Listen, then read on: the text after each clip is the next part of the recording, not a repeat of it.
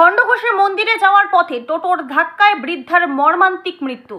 পূর্ব বর্ধমান জেলার খণ্ডঘোষ থানার গোপালবেড়া গ্রামের মন্দিরে নিত্য সেবা করতে যাওয়ার পথে টোটো গাড়ির ধাক্কায় মৃত্যু হলো বছর 70-এর শিবানী রায় নামে এক বৃদ্ধার। বুধবার ভোরে বাড়ির পাশে রাস্তার ধারে অবস্থিত মন্দিরে প্রণাম করতে যাওয়ার সময় টোটো গাড়িটি তাকে ধাক্কা মারে এবং গাড়ির নিচে চাপা পড়ে যান তিনি। স্থানীয়রা গুরুতর আহত অবস্থায় তাকে উদ্ধার করে বর্ধমান মেডিকেল কলেজ হাসপাতালে নিয়ে গেলে চিকিৎসকেরা তাকে মৃত ঘোষণা করেন।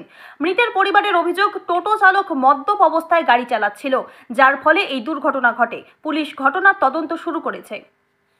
মারা গেছে, তার নামটা কি? শিবানী রায়। শিবানী রায়। বাড়ি কোথায়? গোপালবেড়া। গোপালবেড়া থানা খণ্ডঘোষ।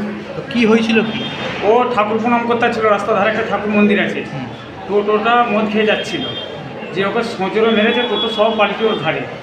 কবে? আজকে 5টায়। আজ ভোরবেলা 5টায়। তারপরে এখানে ভর্তি করতে নিয়ে এলুম, তেলিপুকুরি মারা গেছে। এখানে আনার পর ডাক্তার বলছে মারা গেছে। আমার বুঝতে পারছি তেলিপুকুরি মারা গেছে। ঢোকার পর ডাক্তার এখানে বলছে হ্যাঁ কে মারা গেছে। হ্যাঁ, এটা আজকে ভোরে হয়েছে। আজকে ভোরে হয়েছে 5টায়। ঠাকুর প্রণাম করতে মন্দিরে যাচ্ছিল। হ্যাঁ, মন্দিরটা কতটা পাশে? ওই ঠাই রাস্তার গাড়ি, গাড়ির রাস্তা। হ্যাঁ, মেন রাস্তার গাড়ি।